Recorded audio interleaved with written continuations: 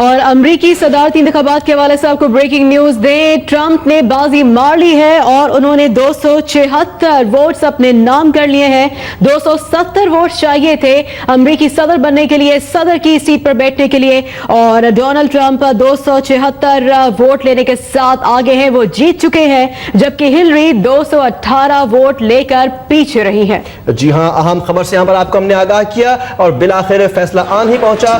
270 votes درکار تھے اور 276 حاصل کیے. ڈونلڈ ٹرمپ نے واضح برتری کے ساتھ امریکی صدارتی انتخابات کی دوڑ کو جیت لیا ہے ٹرمپ نے, جبکہ ہلری کلنٹن ایک بہت بڑے مارجن سے شکست سے دوچار ہوئی ہیں. 218 ووٹ حاصل کیے جبکہ 276 سیکیور کیے ڈونلڈ ٹرمپ نے, اور یہ ایک غیر متوقع صورتحال تھی جو کہ اس وقت درپیش آئی ہے. امریکہ میں 45ویں صدر کا انتخاب اب ہوا ہی چاہتا ہے. امریکہ میں ڈونلڈ ٹرمپ اب ہوں گے امریکہ کے 45ویں صدر, اور وائٹ ہاؤس تک ڈونلڈ ٹرمپ کی رسائی. ڈونلڈ ٹرمپ ایک ایسے انسان جن کا کوئی سیاسی کریئر نہیں رہا, ابھی تک کسی بڑے سیاسی عہدے پر وہ فائز نہیں رہے, اور ڈائریکٹ ہی وائٹ ہاؤس تک انہوں نے رسائی حاصل کی, جبکہ ہلری کلنٹن ایک منجھی ہوئی سیاستدان, 30 سالہ تجربہ سیاست کا اور خارجہ امور کا, شکست ہوئی انہیں. 218 ووٹ لیے ہلری نے اور 276 ووٹس کے ساتھ ڈونلڈ ٹرمپ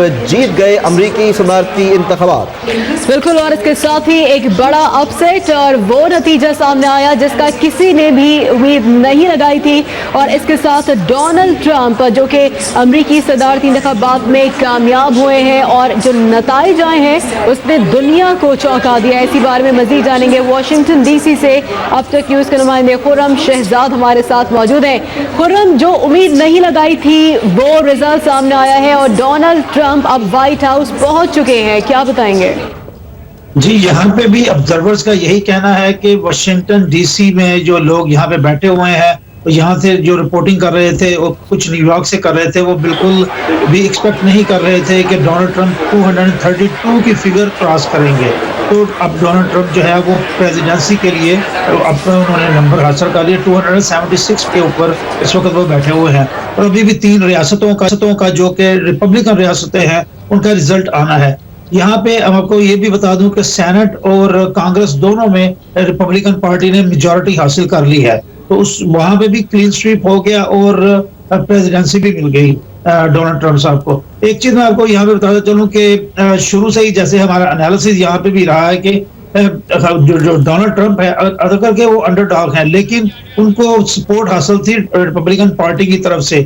جو ریپبلکن پارٹی کی جو لیڈرشپ تھی وہ یہی کہتی رہی کہ ہم ڈونلڈ ٹرمپ کو انڈورس نہیں کریں گے, لیکن دوسری طرف ہم نے دیکھا جو آرمی تھی, آرمی کا جو جنرل تھے, جو ویٹرنز تھے, جو ریٹائر آرمی کے آفیسر تھے, اور جو یہاں پہ NRA ہے جو گن کنٹرول سے متعلقہ جو حکام ہیں, انہوں نے کھل کر حمایت کی ڈونلڈ ٹرمپ کی.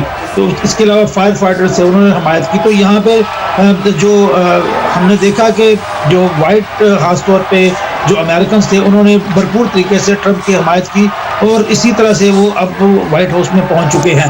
ایک چیز جو سب سے اہم ہے وہ جو ڈونلڈ ٹرمپ کا پاکستان کے بارے میں اور انڈیا کی طرف جو فیور ہے اس کے بارے میں جو بیہیویئر ہے وہ یہاں پہ رہنے والے پاکستانیوں کو کافی تشویش میں مبتلا کر رہا ہے.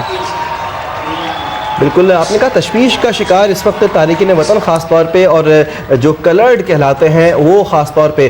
یہ بتائے گا کہ کیا وہاں پہ حلقوں میں اس وقت کہا جا رہا ہے کہ کیا ڈونلڈ ٹرمپ جو کچھ کہہ کر آئے ہیں کیا وہ وہی کر کے دکھائیں گے, یا کیا اسپیکولیشنز کیا ہیں؟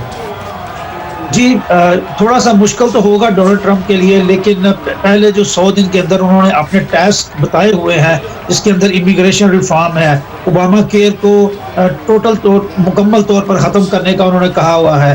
اس کے علاوہ جو مسلمز کے بارے میں جو انہوں نے ویری اسٹرکٹ جو انہوں نے ایکشن لینے کا جو اعلان کیا ہوا ہے اس کے بارے میں وہ کریں گے.